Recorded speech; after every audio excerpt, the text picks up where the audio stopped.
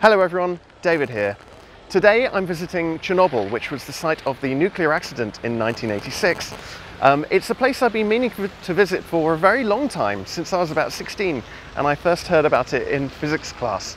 But we're here today. I'm hoping to be able to show you some of the iconic scenes and sites that you might recognize from the HBO miniseries. And also I want to have a look at some places that you won't have heard of as well. Okay, let's go and have a look.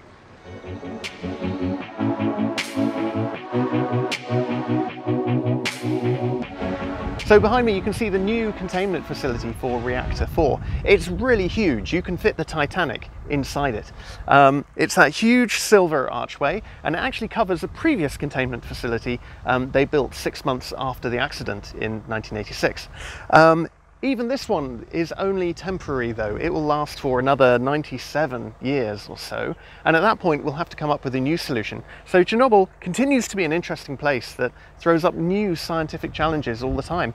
Like, are we going to dig in and remove the nuclear fuel and the other harmful byproducts? Or are we just going to cover it up with more and more containment facilities forever? We'll only really be able to know in the future. Take a look, the ventilation stack keeps standing. The windows in this building is not blown off, so basically there were no shockwaves. The iron forest is standing as well. Yes, so there were no shockwaves. People in Pripyat couldn't be awakened by the explosion. But the particles were released into the air, and the debris were scattered around on the rooftops of the buildings.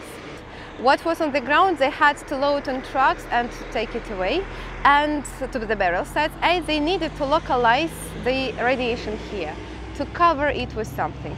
And the very simple solution was to build old sarcophagus, object shelter. That was built here instead. It took them 6 months, and they did it blindly, because for people to be standing here 33 years ago, it was not possible to stand here more than 1 minute without receiving live dose of radiation. So, and right now it's only 1 microsievert. And all that radiation is coming from the new Safe Confinement, from the reactor. That is less than on a typical flight. Oh yes, that is like when you fly you have about 3 microsieverts. Here it's 1 microsievert, so it's 3 times less than on board of the airplane. And here it's like pure gamma waves coming from there.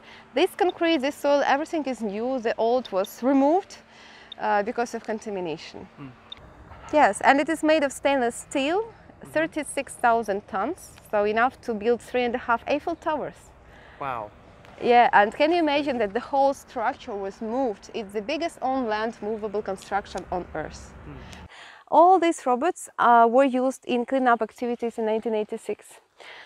They had to work on the roof of reactor number 3, of the turbine hall of remains of reactor number 4. Because you remember the photograph? Yes, on this roof there were a lot of debris lying, so they had to get rid of it. And very simple solution was just to take it and throw it back inside the damaged reactor. They couldn't use heavy vehicles because that was the roof. The roof would, you know, just be damaged and collapse. So they need some special maneuverous robots. The most effective out of all these was that one. Does it remind you of something, David? This one? Yes, with grey with white wheels. It does remind me of something. Of what? I mean, it's... Oh, is this the lunar rover? So that's the Moonland, the prototype constructed in Leningrad, St. Petersburg now. Right. It was the most effective because it was specially designed to work in terms of space radiation. That's why it could work a little bit in terms of Chernobyl radiation. Surely the radiation on the roof of Reactor 3 was way higher than what you'd get in space. In some places, yes. So on the right side there is a robot, remotely controlled, that is used in mine industry. So it had what it needed, a scoop, yes, and like it could get rid of. This had the scoop and manipulator, Mobot, really effective. That was only for the camera, so but it was really cool because it could go upstairs and downstairs and to gather information. They could even put a dosimeter on the top and to measure radiation there, you know, to understand where people had to be sent or hadn't, you know, where which level of radiation is. So gathering information was essential. And that table on the wheels that was constructed here in Pripyat, you know, this people were so, you know, inventive, because they did everything they could, only not to send people instead of the robots. But finally they had to do it, because all the robots were broke down because of very high levels of radiation, and they decided to send people via robots. 3,828 people. They had very heavy protective gear made of lead. Basically, they prefabricated themselves these plates to put on the hand, 20 to 30 kilograms heavy, but they were not really effective because it doesn't stop gamma waves. They were like ants running on the roof one after another. Each had its own debris to take it and throw it away. Sometimes they did it with their own hands because it was easier, even though they were equipped with very high equipment. They had brooms and shovels with them. Yes, and these people, they did it not because they were forced to do it, not only because of that. They were thinking like this: who was going to do it instead of me?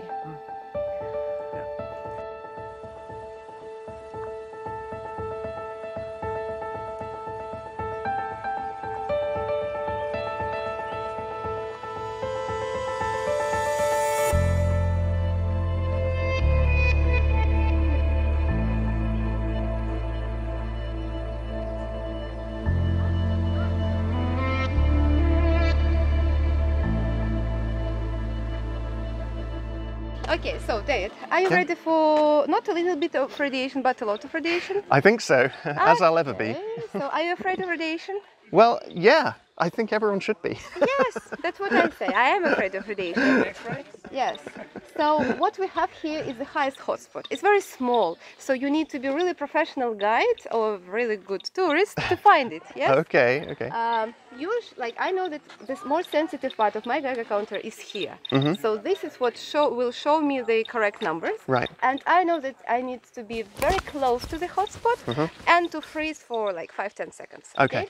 Okay. So there are two marked crosses. These are the hotspot. Oh, right. Okay. Yeah, so some good I guides just marketed for future generation. Now what I do else, I just check my dose of the day, 0.003 millisieverts. Okay. Yes, and now I will, when you will be measuring hotspot, don't press it to the surface, not to contaminate your Geiger counter. No, no, I don't want that. Okay, so are you ready? Yeah. So let's try it. Here we go. It was 1 microsievert. And now it's 311. Wow. 330, 374. Well, 374, not bad. 377 it peaked at. 380. 385. 384. Well, kind of, maybe enough for us. 395. Yeah, I think you made your point. 400, yeah. 400 microsieverts. Yes, I just wanted to reach 400. Okay. So that's 0.4 millisieverts. And at this point, it's only 1.8. Wow, so there's a real difference in distance. Like here, it's 2.6. Here, it's 72, 59. Here, it's 100. Here, 258, 400. Wow.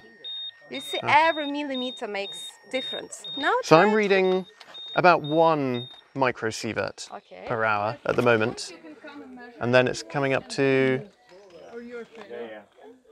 still just over 1, 1.2, 1.3.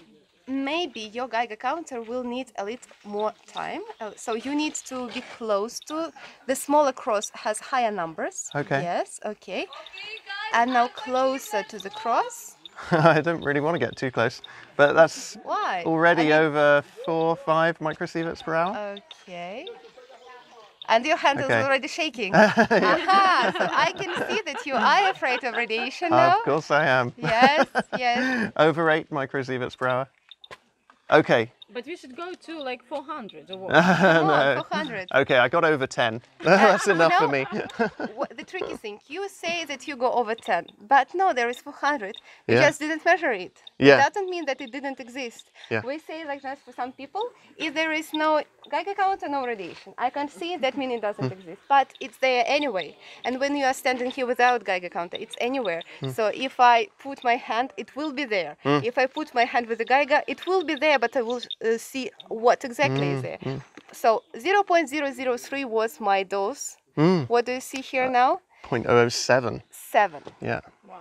Wow, so you've So more than once doubled. again it doubled, more than doubled. My goodness. 0.003 was the dose of the day, and it doubled only because of that hotspot. Okay, let's Gosh. get out of here. So basically, if you just, you're a very careful tourist, yes, you can receive 0.002 millisieverts for the whole day. That means you will not be measuring any hotspot. But if you are kind of really curious one and you measure all the hotspot, you can get more. So it depends how much time you spend measuring hotspots. So why do you think that hotspot is there? Like, what is it? No, Is it no idea. one particle of uranium that just floated in there? They say it's one particle of cesium. Okay. Yes, and cesium decays into something else. Yeah. So yeah, so basically we had like permanent reaction there, radioactivity, and well, it will stay there for some time. So what we have here is the hotel Felicia, this one. Do you remember in the series Legasov is drinking vodka for the first time? So I'm not sure if he was drinking vodka really, if he had time for that, but if he did, that was the place. Okay. Yes, so that was depicted in the movie Hotel Felicia, and nearby that's the so-called city council, this one. Yes, that's the building where the governmental commission was sitting and decided what to do, not really knowing what to do, because nothing like that had ever happened on our planet. And Legasov was the head of the whole commission, so there were a lot of scientists involved, not only one woman, which is invented hero. Another thing, can you see these light bulbs on the walls? Yes, the lights where? on What's the we looking wall, for? like here, the lights on that wall.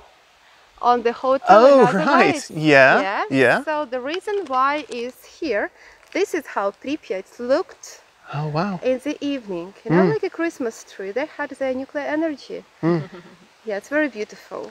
This is not the river. This is wet. Maybe because of the rain, or maybe because they really washed the street to look it more beautiful. They were really doing it. You know, that's why when accident happened on Saturday, militaries were trying to wash radiation away from the streets. Local people were not surprised. They thought, they're getting ready for May Day festivities to make our city beautiful. But it happened in another way. Okay. Okay. So this is the hospital from District 1, and it's where the first responders came after the accident happened, and it's the one that has the basement where they chucked all of the firemen's clothes and is still very radioactive because it's one of the few places they didn't decontaminate afterwards. We got a reading of about 2 or 3 microsieverts per hour just in the grounds outside, just coming from the soil. And I'm not going to go in the basement because Oluna says there's a chance I can inhale some radioactive particles, and that doesn't sound like a good time. So I'm going to leave it here, I think.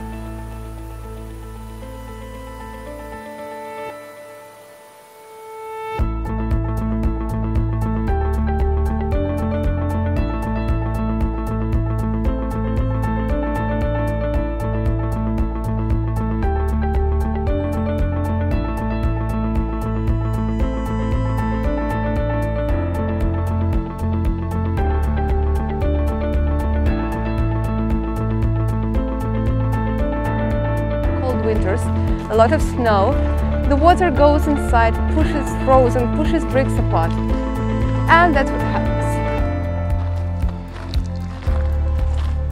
Well, they say the school was poorly constructed really on one hand, on another hand it's situated in the district number 1, which is the oldest.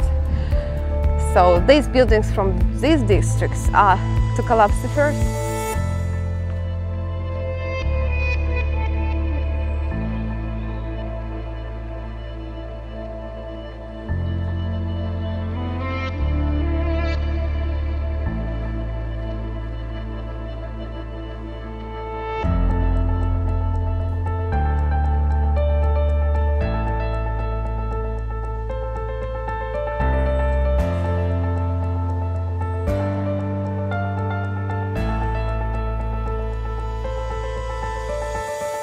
So that's the same place, the river port, the same stairs, these stairs.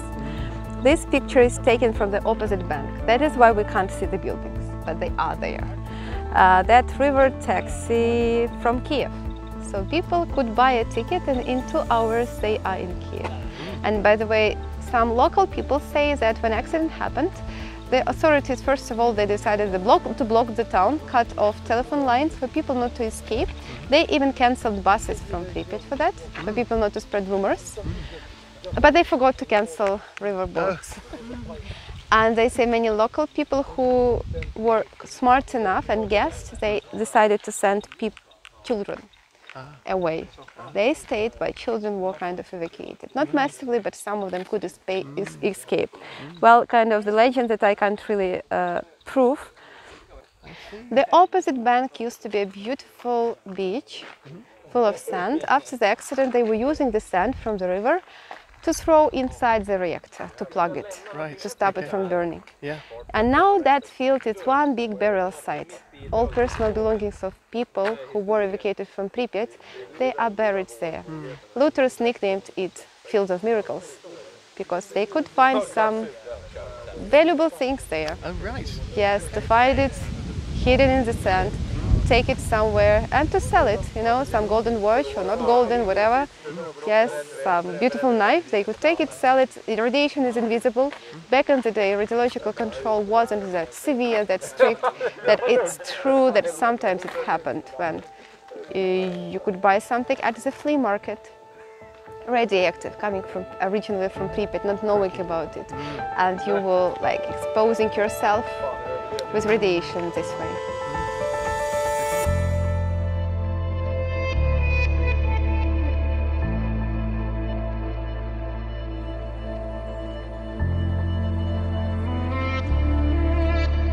So this is the radar tower? Yeah, this is the receiver of the radar tower. Ah, okay. Over the horizon radio location station, Radio Duga 1. And that is the receiver. All these gray cages called vibrators were about receiving radio signal. Yeah, the signal was sent into the pipes and into the pipes with the cables and wires all the way to this long corridor. This long corridor was only about protecting wires and cables all the way to the big building, three-storied building over there. That was the control room with a supercomputer, old Soviet supercomputer. Sounds cool, yeah? Took the whole building. So the ground floor was ventilation system, the middle floor electronic equipment, electronic brains, and the upper floor was kind of a screen, mouse, keyboard, yes, what you usually have on your computer.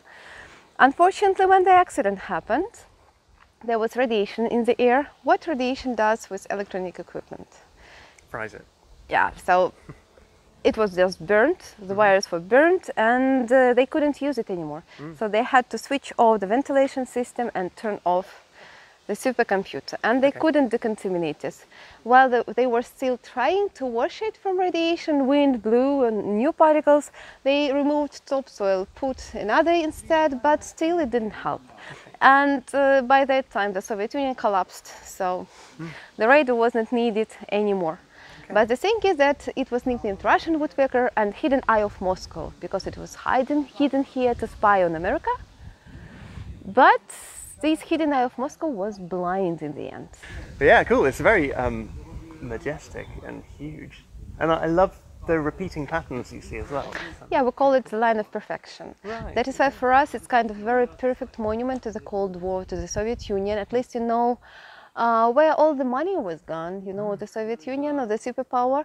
And it's a monument because it's something so huge, so impressive and so useless, because it was never on combat duty.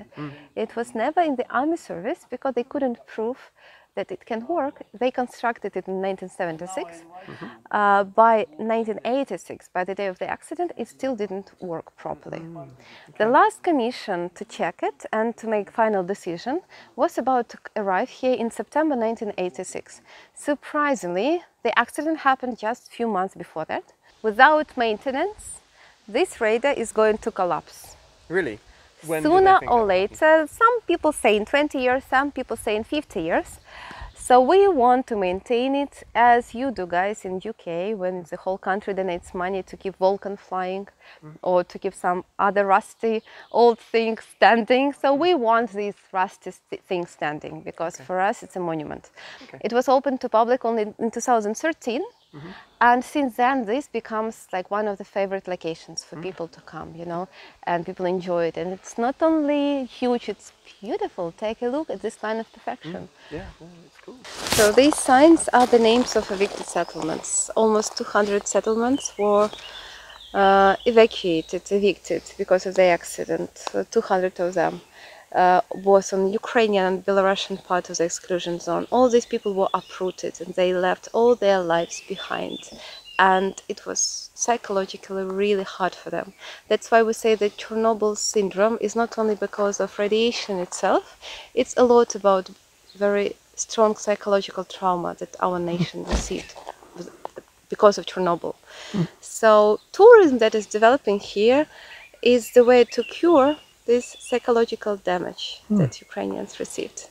To say that Chernobyl, that we are not only the victims of Chernobyl, that we are the heroes of Chernobyl, the nation that could overcome the consequences.